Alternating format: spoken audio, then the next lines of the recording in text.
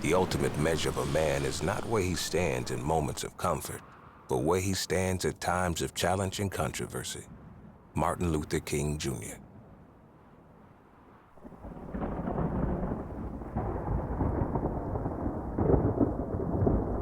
Captain Sylvester Gardiner kept telling his wife that things were not as bad as they seemed.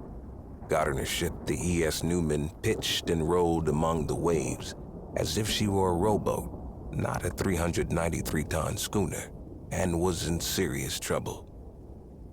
The Newman had set sail from Providence, Rhode Island several days earlier en route for the Chesapeake Bay, but had run into a storm and been pushed off course, probably somewhere off the coast of North Carolina. His only chance of saving his crew, his wife, and his 3-year-old son Thomas, who were also on board, was to beach the Newman, to deliberately run her aground, and hope that help would come from shore. Gardiner ordered his family and his 6 crewmen to secure a hold topside. Then he sailed the Newman directly into the violent breakers. The keel struck, the schooner buckled, her timber rending and snapping, but settled whole in the pounding surf. First Mate J.B. Crandall lit the red distress torch, and Gardiner and the rest looked toward where land should be. Just how far from shore they had grounded was unknowable. He did know that in October, the Lifesaving Service station should be manned. The sea's relentless pounding began to take the ship apart. She would go to pieces soon. Since the yawl boat had been lost, the crew would have to swim for shore if help did not arrive. Reaching the beach in such conditions would be nearly impossible, even for the best of swimmers. The chances that he and his wife would safely reach land with the 3-year-old in tow were considerably worse. Gardiner ordered a second distress signal lit. To the north, through the drizzling fog, there was a tiny red light, but it fizzled and faded. Then a single red rocket. A life-saving crew had seen their distress call. Soon there was movement on the beach. 7 hazy figures and a pair of horses pulling a cart.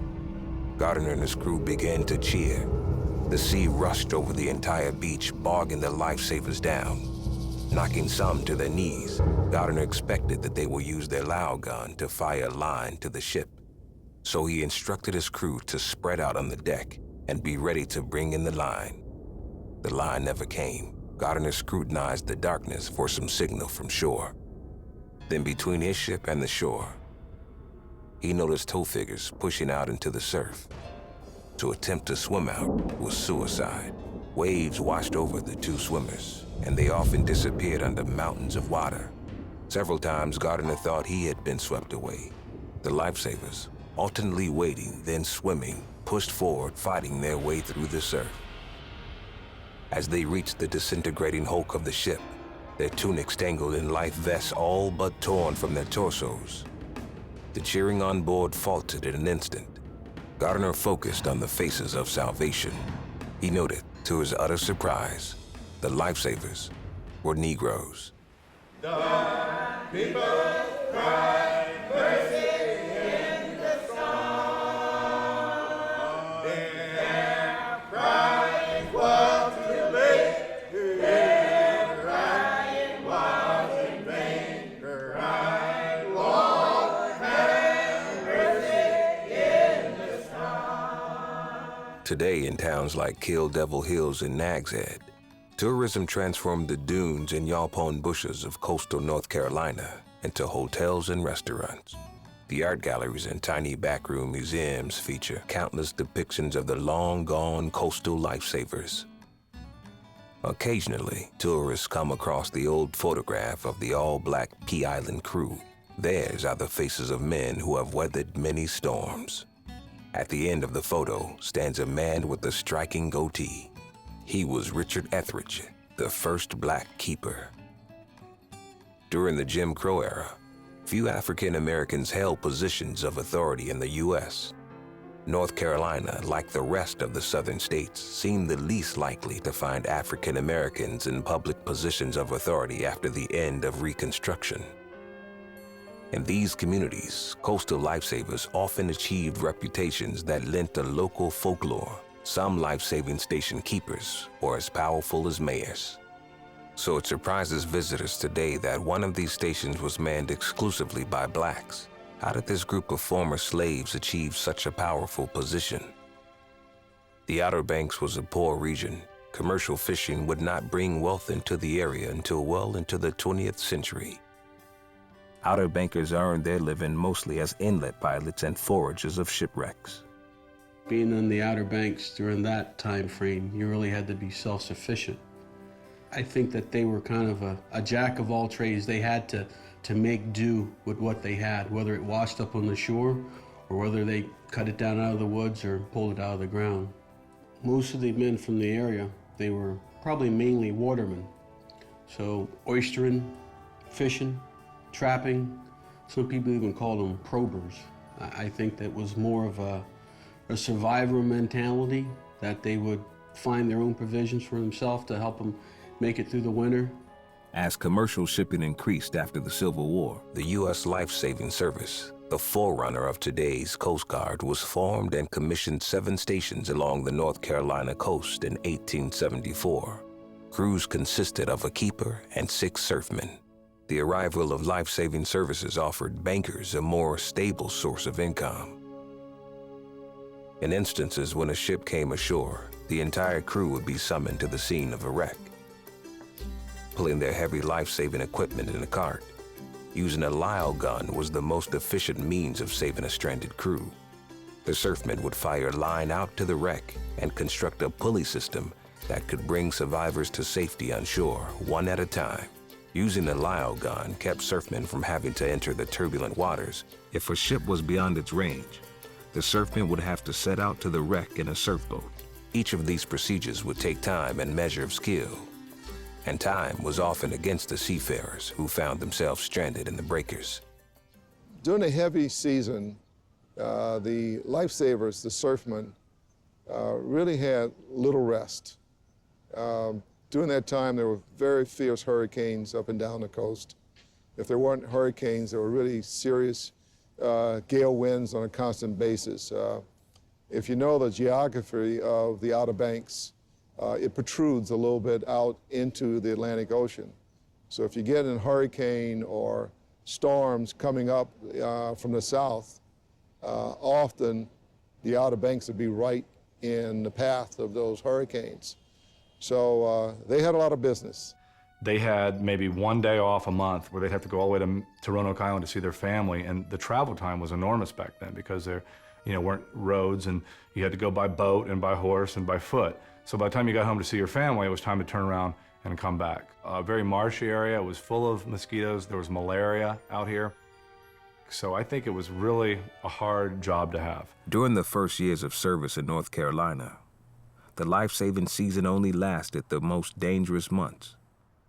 Surfmen were only hired December through March and then returned to their homes April 1st, after which the stations were locked. Mariners who encountered difficulties before or after the active season were on their own, unless bankers onshore spotted them and were capable of assisting them. To make matters worse, positions in the life-saving service were made by appointment, and many keepers and crews were hired for reasons other than their ability. In 1875, after the 6th District's first year of existence, a board was appointed by Sumner Kimball, the superintendent of the Lifesaving Service, to inspect the Carolina stations. Of the 79 lifesavers who had been appointed, the board rejected 15, including 4 keepers. One of these keepers was a teacher, another was a blacksmith, and neither had any knowledge of the sea. A third was physically unable to perform life-saving duties. In their official report, the board stated, "The blame lies squarely in the laps of petty local politicians, whose aim it was to subordinate the service to their personal ends, their methods being to pack the stations with their own creatures, without slightest respect to use of competency." There's no other polite way to say it. It was just filled with cronyism. These people, there were people being paid for jobs they didn't do. There were stations that were built that were not manned. Equipment was stolen out of it. With the increasing pressure to enlist competent crew, several keepers hired black fishermen and inlet pilots who numbered among the best watermen in the area. The The first black lifesavers were most often hired only in temporary basis and were assigned to the lowest ranks, the numbers 5 and 6 positions on the duty roster, or as substitutes. They also often served simultaneously in domestic roles, usually as the station's cooks. These checkerboard crews, as they were called, lined the North Carolina coast, with as many as 19 blacks on the rolls of District 6 stations in the 1870s. Despite Superintendent Kimball's persistent efforts to rid the 6th District of its weak links, the Carolina service was racked by a series of disasters in the mid-1870s that cost several lives and called into question the validity of the life-saving service in the eyes of the public. On March 1st, 1876, the Italian bark, the Nuovo Ottavia, struck a shoal north of the station. Even though the bark was well within its range, Keeper John Gale decided against attempting the Lau gun. The Jones Hill crew had been graded poorly in the use of the Lau by LSS officers. In fact, they had damaged the apparatus trying to execute the drill for the officials. Gale ordered his surfmen to haul the surfboat to the scene of the wreck. Men from the lighthouse, local fishermen, and their families reported seeing the surfboat clear the breakers beautifully, and by the boat's lantern saw her come under the distressed vessel's bulwarks. The lifesavers maneuvered to the lee side of the wreck and tied up to her with the whip line. Then, breaking the chilly night, came the sound of horrified men. From shore, witnesses watched the glimmering light of the surfboat's lantern go out. Rushed the lifeboat to be rescued. Too many jumped in at one time. They flipped it. 4 oars washed up in the surf. Then the surfboat, keel up and empty. Next, the body of one of the surfmen came ashore, rolling at the feet of the men on the beach. Only 4 Italians managed to survive by clinging desperately to a piece of wreckage that eventually washed ashore. Keeper Gale and his entire crew were lost. Just a year and a half later, disaster struck again. The United States man-of-war steamer Huron struck 2 miles north of No. 7 station at 1:30 a.m. The foremast and main topmast have gone. The steamer is a total wreck. Help is needed immediately. Signal Service Dispatch, Kitty Hawk, November 24th, 1877. At this point, the life-saving stations did not open until December 1st. So when it was beached in a terrible, terrible surf here near Nag's Head, there was nobody at the life-saving stations to rescue them, the sailors. So they proceeded to be knocked off the ship one after another. Terrible chaos on the beach. The life-saving crew finally arrived, kind of a makeshift crew, and they weren't able to be effective. Of 132 sailors, 98 drowned. Then, 2 months later, the steamer Metropolis met a similar fate. At 6:05, steamship Metropolis struck on Currituck Beach, 3 miles south of Currituck Light. Signal Service Operator, Kitty Hawk, January 31st, 1878. The ship came ashore in the early morning, but it took more than 5 hours for the nearest lifesavers, coming from the Star-Crossed Jones station, to be notified and locate the wreck, their heavy equipment in tow. Once there, Keeper John G. Chappelle and his surfmen failed to use the life-saving apparatus correctly, alternately firing the rescue line too short or beyond its target. State of affairs this morning, terrible. Dead bodies lying along the beach for a distance of 2 miles. Signal Service Operator, William Davis. 85 people drowned. The 163 survivors swam or were washed ashore with almost no assistance from the lifesavers. The captain of the Metropolis, J.H. Ankers, who survived the wreck, reported on the rescue efforts. Had the lifesavers come properly prepared, nearly everyone could have been saved. From my experience with life-saving, I consider it a farce. Newspapers the nation over blasted the Lifesaving Service, holding it responsible for the 206 lives and more than $500,000 in property loss in the district in less than 2 years. It begins to be painfully clear that the terrible loss of human life which attended the shipwreck of the Metropolis on the North Carolina coast Thursday must be attributed directly to the inefficiency of the life-saving service. Editorialist, New York World. The best analogy I can come up to is that these old shipwrecks were like plane crashes because you had scores and scores of people drowning.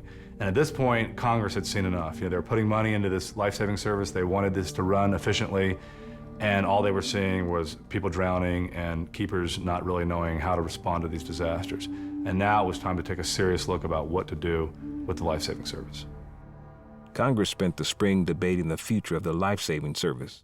On June 18, 1878, it passed the Lifesaving Service Act, which authorized Sumner Kimball to commission 11 new stations in the Outer Banks, increasing the number to 18.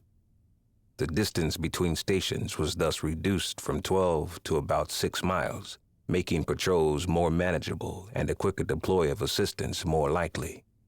Likewise, the length of service of surfmen was increased to 8 months. By the 1878 to 79 season, the new stations were in operation, including one on Pea Island, which was designated Station 17.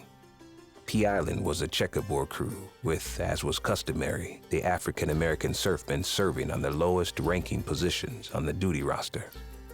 But even though the number of stations was increased, it did little to combat the cronyism and political wheeling and dealing that was ruining the service, especially in North Carolina. Superintendent Kimball addressed the issue by enacting stricter guidelines by which keepers and surfmen were to be selected. He also demanded a more military running of stations. To oversee the implementation of his orders, Kimball assigned Lieutenant Frank Newcomb from Washington as an outsider, independent of local political pressures. Newcomb came to understand the machinations of the service in North Carolina. When 4 lives were lost in the wreck of the schooner, M&E Henderson of Pea Island on November 30th, 1879, Newcomb was immediately joined by Inspector Charles Shoemaker, an Iowan and Union veteran, to root out the source of the persistent troubles in the district. Upon investigating Keeper George C. Daniels' report, Inspectors Shoemaker and Newcomb found some irregularities. We cannot explain how surfman Leonidas Tillett, who by his own admission had just returned from the South Beat, on what was, by all reports, a clear night, had failed to remark about either the debris from the ship or any of the sailors. Inspector Shoemaker suspected that he had been absent for a time on the night Henderson came ashore. District Superintendent Joseph W. Etheridge, the Outer Banker charged with overseeing the North Carolina stations, confirmed Inspector Shoemaker's suspicion. Joseph Etheridge reported, "The keeper of Station 17 has been using his influence, directly or indirectly, to get Jesse B. Etheridge, number 1 surfman in said station, to testify falsely in the keeper's behalf in regard to said Etheridge's absence on the same day that the wreck came ashore." Further, on the night before he would be questioned, William C. Bowser, a black surfman who had served under Daniels the previous year, sent a confidential letter to the keeper that fell into Shoemaker's hands. "Sir, I would like to know just what kind of a tale you are going to tell about the charge of firelighting. I want to know what you are going to do. I am ordered down there tomorrow. I suppose on that, I think we had better tell the truth that we went one time on the beach as agreed. Many know it, and we should get ourselves foul most likely. Let me hear from you tonight. Yours truly, William C. Bowser." Under questioning, Bowser told the truth. In the past, to fatten their billfolds, he and Daniels had regularly left the station during the active season to go firelighting, the practice of hunting waterfowl from skiffs under the cover of darkness. The evidence was overwhelming. Daniels had no other choice but to admit his guilt, acknowledging that he had neglected his duty as keeper. Inspectors Newcomb and Shoemaker's discoveries tempered the wholesale enthusiasm that Congress had adopted in arguing the life-saving bill. Incompetence and neglect persisted. Unqualified or otherwise reliable men continued to find their way into the North Carolina stations, many into positions of authority. For Shoemaker and Newcomb, the chief problem was the lack of reliable keepers. Keepers had to demonstrate not merely ability, but also responsibility for the service of their crew. They had to properly prepare their men and enforce discipline. The inspectors would address the problem station by station. The Henderson affair gave them an opportunity to resolve it at Pea Island. They first recommended discharging Keeper George Daniels, as well as surfmen Tillet and Midget. Under normal circumstances, the number 1 surfman would assume the keepership of the station for the remainder of the season, but both inspectors felt that conditions in the district were far worse than normal, and they urged Superintendent Kimball to take more radical action. On more than one occasion during their fall tour, the inspectors had found the cooks or lower-ranked surfmen, some of whom were black, were responsible for the only semblance of reliable service that had been encountered. Frank Newcomb, an inspector with the U.S. Lifesaving Service, did some questioning along the beach to find out who were dependable, who were the best lifesavers, and every single time he was given the answer that Richard Etheridge, who happened to be in a position of a cook and a steward, was probably the best surfman on the entire East Coast. A letter written jointly by both inspectors recommended that African-American Richard Etheridge, the number 6 surfman at nearby Pea Island Station, be appointed the new keeper of Station 17, beginning service as soon as possible. Richard Etheridge is 38 years of age, has a reputation of being as good a surfman as there is on the coast, black or white, can read and write intelligently, and bears a good name as a man among men with whom he is associated during his life. Taking him all in all, he seems to be a superior man for the position. Shoemaker, the ranking officer, followed up in a letter to Superintendent Kimball. I'm aware that no colored man holds the position of keeper in the Lifesaving Service. I have given this matter as careful consideration as I am capable of, and have tried to weigh every argument for and against its adoption. And I'm fully convinced that the efficiency of this service at this station will be greatly enhanced by the adoption of my recommendation as set forth.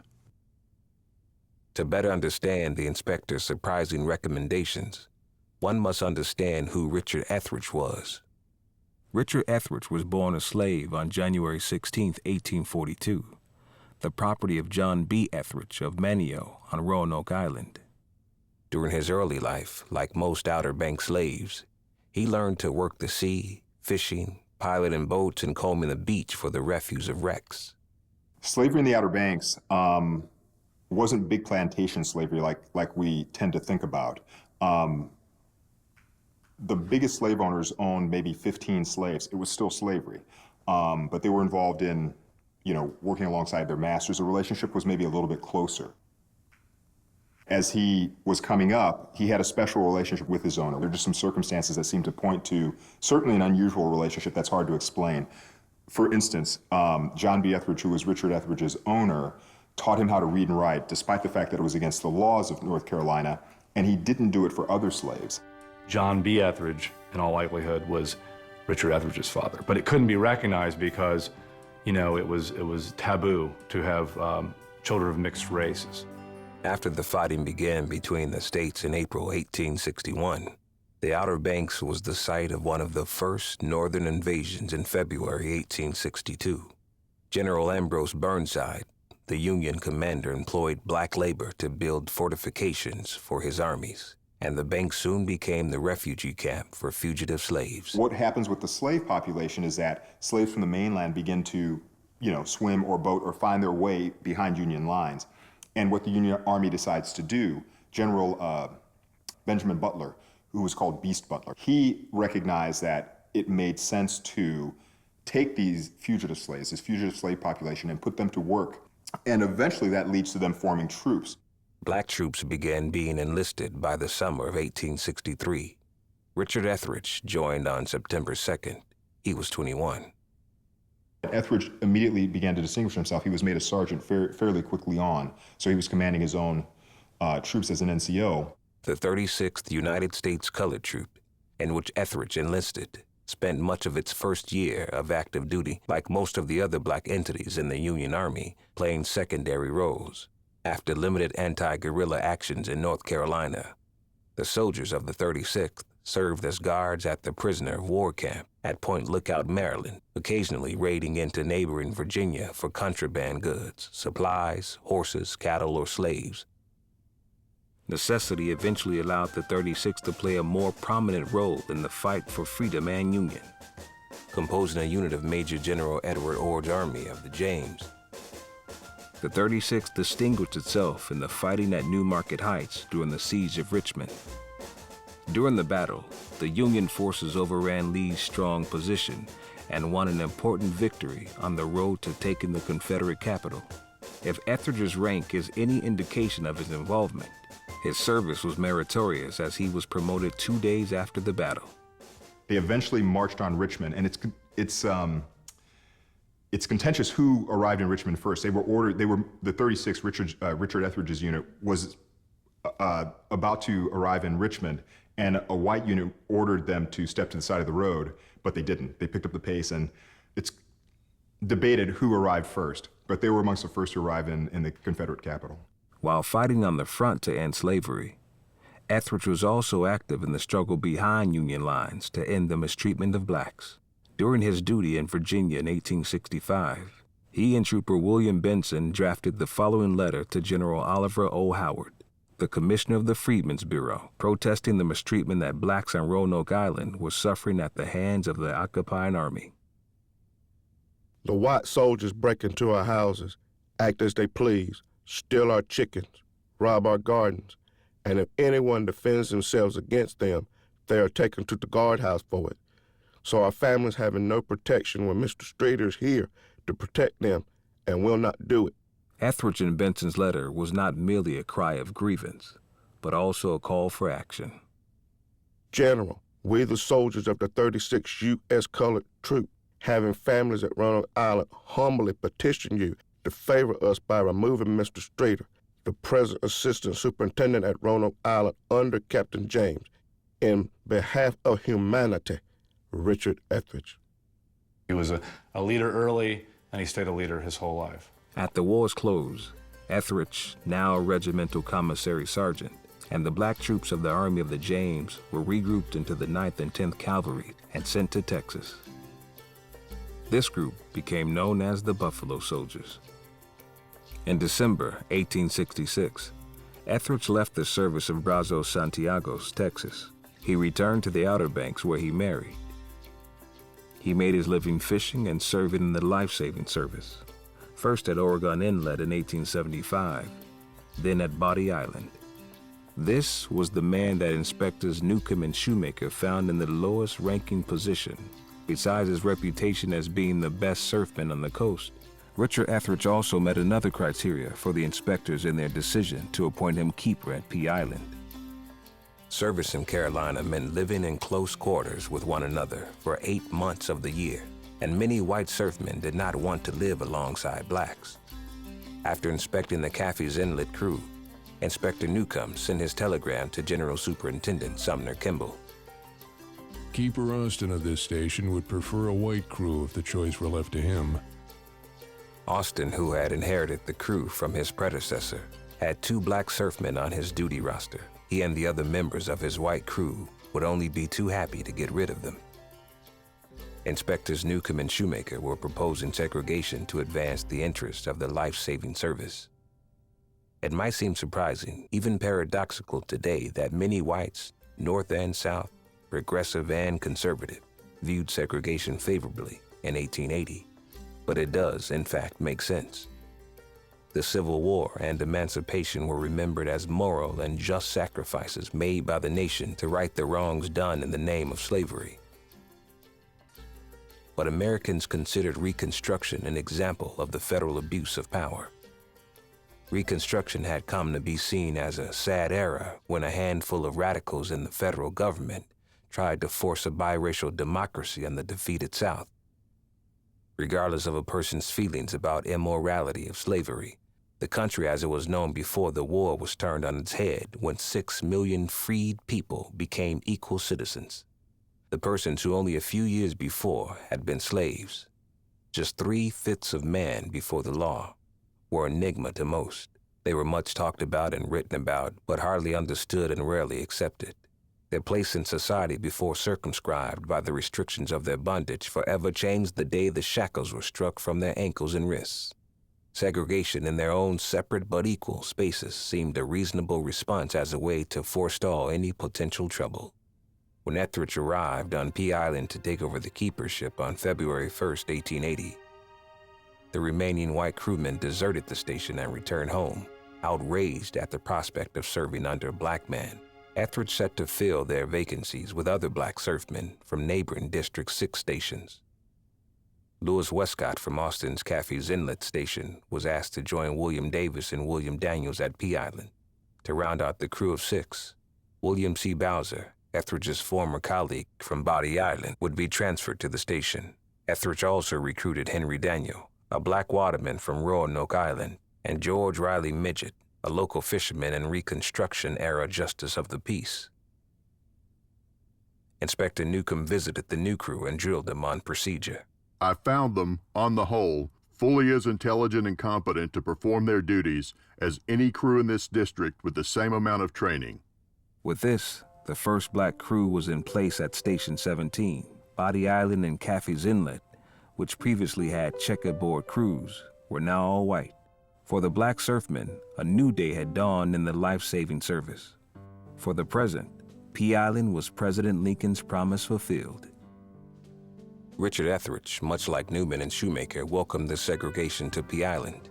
His men largely felt likewise. It was a place in which they could take pride. It was a place in which they can call their own, without the fear of random, sudden dismissal if Keeper changed or the political climate deteriorated. No longer would Etheridge or any of the others be subordinated to less experienced, less qualified surfmen merely because of their race. Here, Etheridge was in charge, and each man would have the possibility of attaining a rank commensurate with his skills and performance. Here, they had their equality of pay and of conditions under a man who, like each of them, was invested in seeing that equality was maintained. The rest of the spring of 1880 was relatively quiet. Etheridge and his surfmen were dismissed from duty for the summer of April 30th, free to return to their families on Roanoke Island and begin their other occupations. Periodically, Etheridge, like all other keepers, returned to the locked station to assure that all was well. In late May, 3 days after one such trip, the station caught fire, and with the light ocean breeze stoking the flames, burned to the ground. After his initial investigation, Inspector Newcomb, who'd already been a year in the Outer Banks, wrote Superintendent Kimball that lots of lying has been done by witnesses, which strengthened the suspicions about the circumstances surrounding the fire.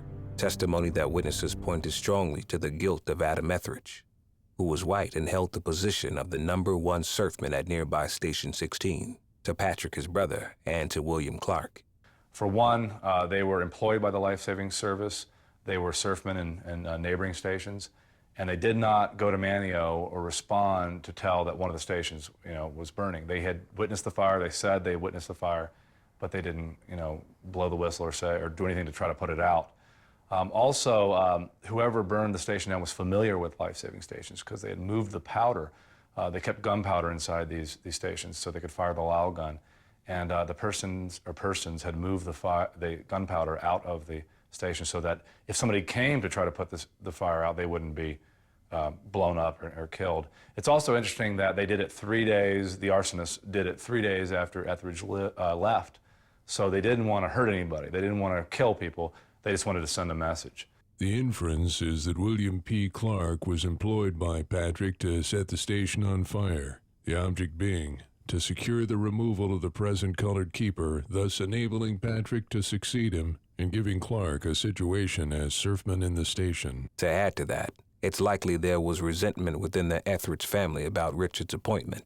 It's possible that, and it's a conclusion we come to, it's very possible that Richard Etheridge and Patrick Etheridge are cousins. So they're blood related. They knew each other growing up, as everybody did on the Outer Banks. It's a very, very small, tight community.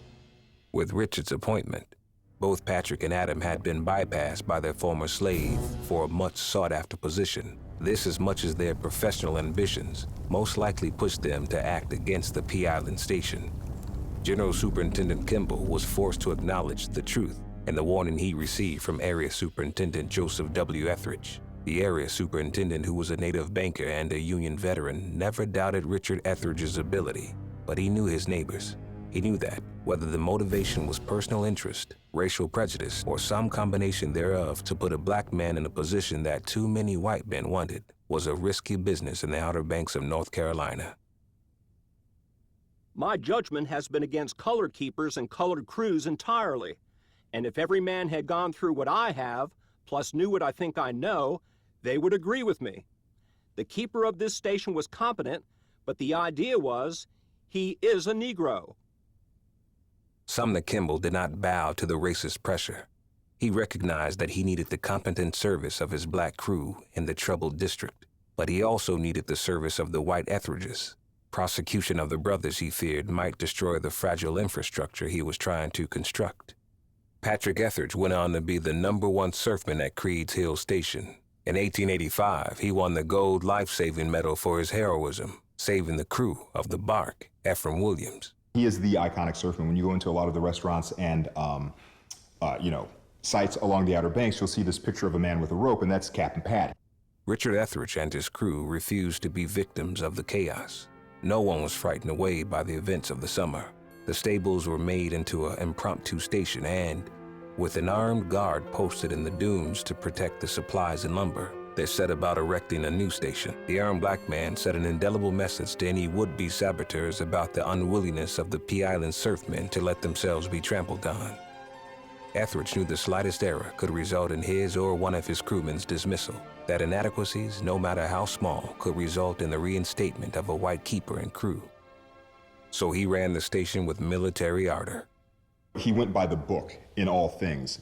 The men drilled 6 days a week. They had 1 day off by rotation, weather depending, where they could leave the station and go home, again, dependent upon the weather.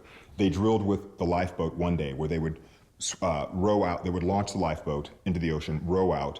They would do what was called the capsize drill, where Richard Etheridge, the keeper, would flip the boat into the ocean, so all the men spill into the ocean. Meanwhile, he would scurry along the overturned bow, and then the men would have to right the boat, get back in, and commence rowing. All the while, the keeper, as nimble as a cat, stayed out of the water. They drilled with the Lyle gun, with the beach apparatus, twice a week. Saturdays were general cleaning days, inside and outside the station. Sundays, Etheridge inspected the crew, read to them from the revised regulations, and quizzed them on their knowledge of procedure. All the stations had a pressure to succeed, particularly given the wrecks in the 1870s. But at Pea Island, especially after the fire, they understood that they were under certain scrutiny. That failure there became not just, I'm an incompetent surfman or we are an incompetent crew. It seemed to say a certain thing about the black community, or maybe about black surfmen in general. So they felt a real pressure to always be the best. And so Etheridge pushed him in that way, and the individual surfmen responded. Keeper Etheridge meticulously kept his log, in which he noted his inventory of supplies, the day-to-day conditions of the wind and surf, the number of ships sighted and the type, the patrols, who walked which beat, at what time, who they met, and when they returned. Drills and repairs might be subject to the whims of the weather. Patrols were not, except in the most extreme conditions. Well, the beach patrols were part of the routine of the Lifesaving Service. Of course, we didn't have technology back then.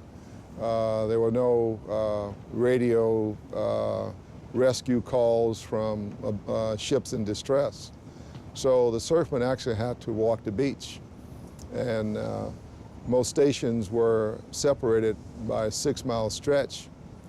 But the way that the keeper at each station knew that they made their proper rounds is that the surfmen that were walking the beach, for instance, the one to the south would walk 3 miles north, and the one to the north would walk 3 miles south. And they would meet up in the middle and would exchange a token they called a surfman's check. We found places in the logs where they found dead bodies at night. We found places where they, encountered wild animals. You gotta understand that the coast here was strewn with old wrecks, and people had died all over on these wrecks, and it was kind of an eerie thing, the way I imagine it. One time I was reading about Benjamin Bowser, who was the #2 surfman at Pea Island. He was walking a horse along the coast there, doing his patrol one night, and something, he never was able to determine what it was, spooked the horse. He had to go in the surf to pull it out, and it was just a disastrous time for him. But those are the kinds of little incidents that happen on a daily basis.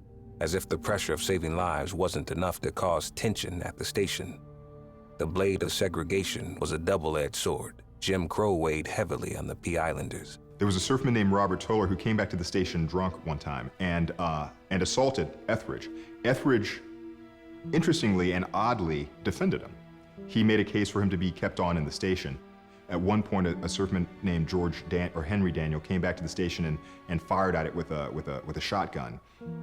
In some instances, I'm certain those were just misbehaving. But it also seemed to be an expression of some sort of frustration that was building within the crew, because Pea Island is at once this possibility, this promise of service, at the same time that it can also maybe resemble a prison after a certain time. When you're the number 5 surfman for 17 years, without the possibility of advance, that becomes a source of frustration too. Richard Etheridge understood that sometimes these pressures could overwhelm. Torn between his effort to enforce discipline and his need to maintain the morale of his crew, Keeper Etheridge seemed willing to make allowances. The stories I heard, he was a hard but fair man, okay?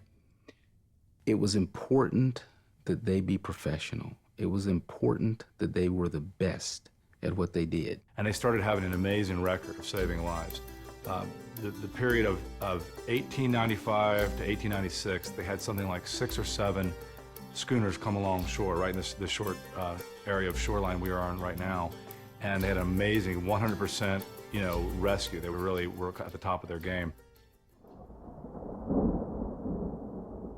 All up and down the coast, sea tides were sweeping across the beach, taking every moving object into the surf.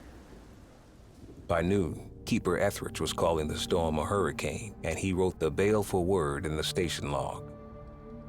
Surfmen at the stations to the north and south, terrified by the freakish tides, were abandoning their posts and seeking higher ground. Keeper Etheridge ordered his men to stay put and maintain a vigilant watch from the observation deck.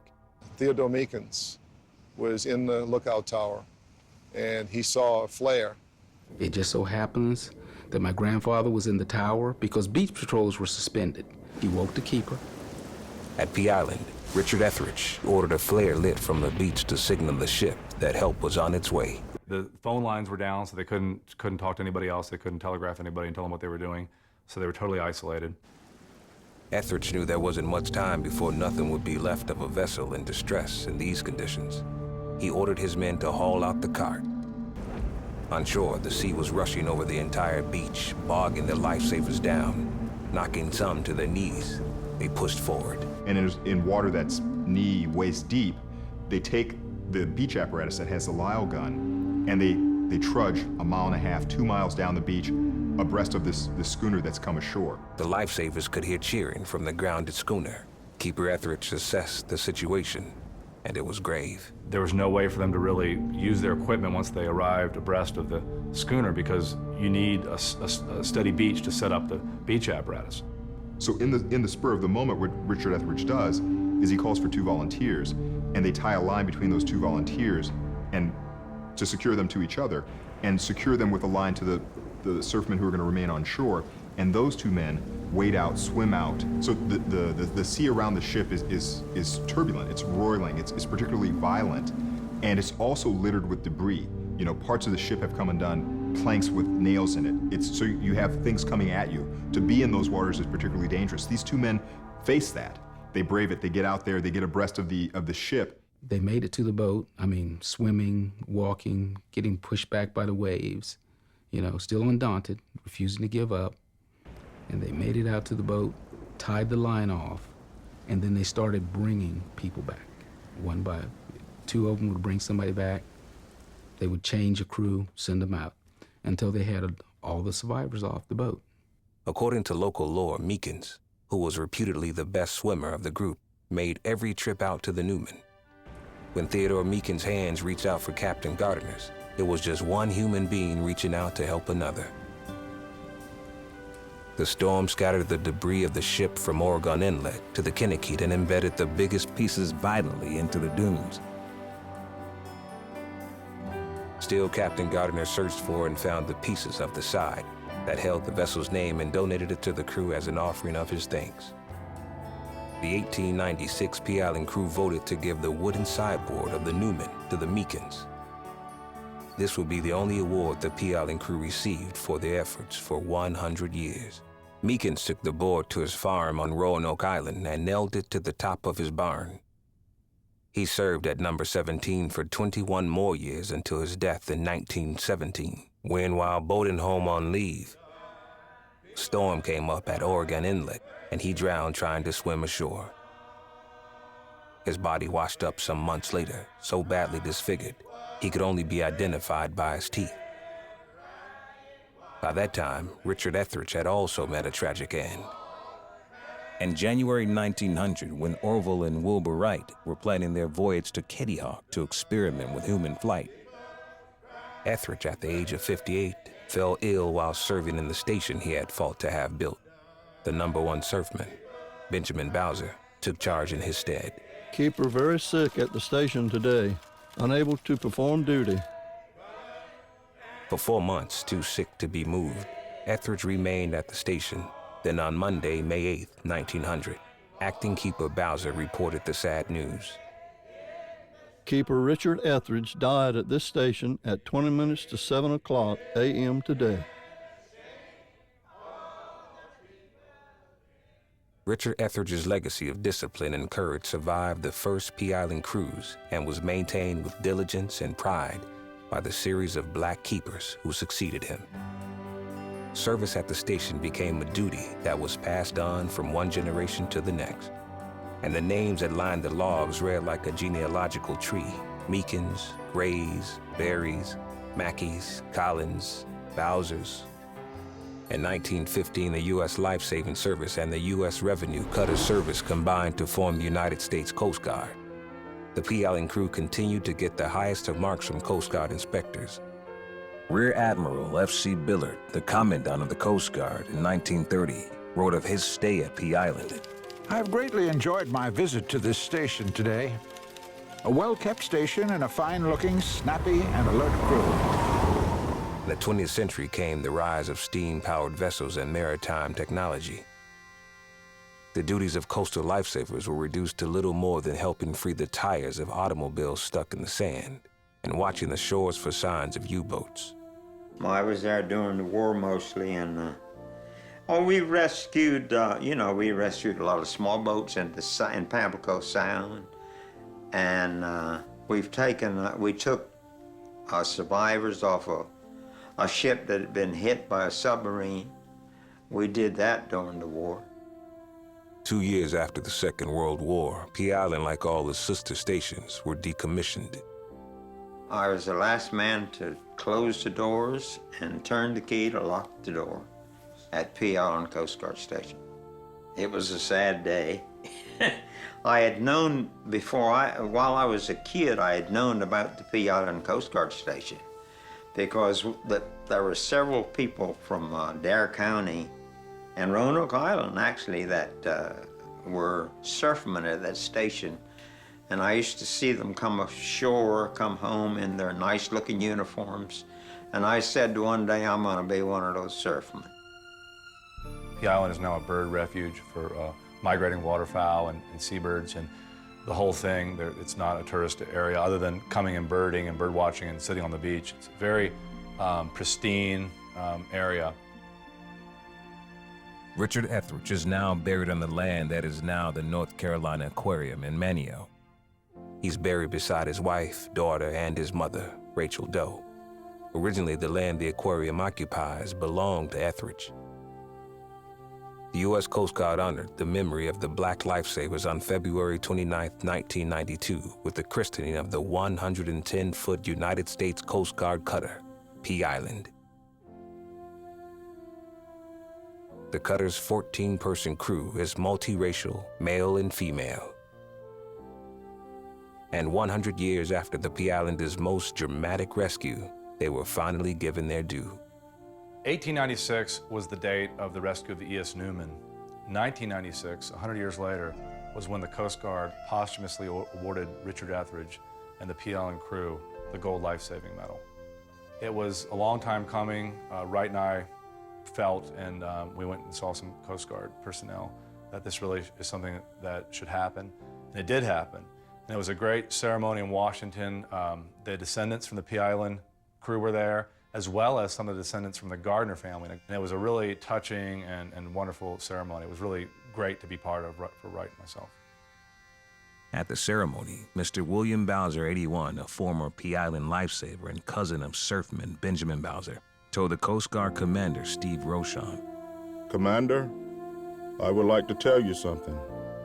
I was afraid when I came here to the ceremony today in Washington, D.C., that I would hear the national anthem being played. Do you know why? I was afraid to come because every time I heard the national anthem being sung, I would cry. But I would cry out of anger because of how badly I was treated as a black man in those days. Now, I will still cry when I hear the national anthem, but I will cry out of joy because this day has erased 50 years of bitterness from my heart. What happens when I talk about it is this. I become a stumbling, bumbling fool. I am here to honor the men of the Pea Island Lifesaving Station on behalf of the Gardner family. The rescue occurred before my father was born. So if you look at that, if my father was born in 1901, the rescue occurred 5 years earlier, I guess there would be no Daniel Gardner. That's pretty big. So Richard Etheridge, obviously, is my hero, as are the members of his crew that worked 112 years ago to save my grandfather, my grandmother, and my Uncle Tom. Pea Island is not just black history. It's not just about black lifesavers to impact other African Americans in the Coast Guard. It's American history. And regardless of color or race or religion or ethnicity, there's a message there for everyone. I guess the main message that I would have to say of the Pea Island Lifesavers, is you have an important job. And all of us, depending on our various walks of life, whether you look at what you do as important or not, it probably is or it wouldn't exist. So you need to do what you do the best it can be done. And that's what they did. These men were as close to the ultimate hero as you can get. They considered themselves average folks, but they certainly were the embodiment of every positive role model that you can think of. And yet America has somehow forgotten these, what one author calls these peaceful heroes. So we hope that part of our job is to not let America forget.